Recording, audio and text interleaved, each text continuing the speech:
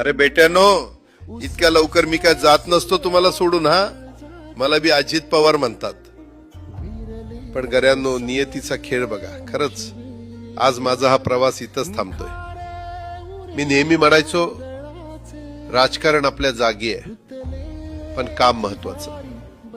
लोकांनी मला कामाचा माणूस म्हटलं, तीच माझ्या आयुष्याची सर्वात मोठी कमाई होती.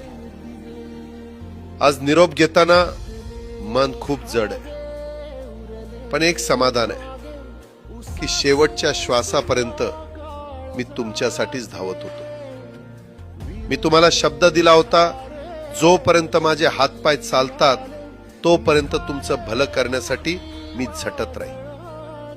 नियती बघा कशी असते.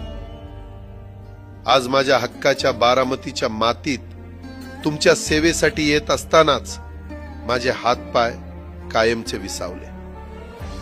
पण मला अभिमान वाटतोय की मी रिकाम्या हाताने नाही, तर तुमच्या कामाची फाईल छातीशी धरूनच या जगाचा निरोप घेतोय. शेवटच्या क्षणीही माझ्या डोळ्यासमोर फक्त तुमचा चेहरा होता. माझा स्वभाव थोडा रोखठोक होता. कधी कुणावर ओरडलो असेल, कुणाचं मन दुखावलं असेल, पण माझ्या त्या रागामागे फक्त एकच तरफड होती की माझ्या सामान्य माणसाचं काम झालं पाहिजे.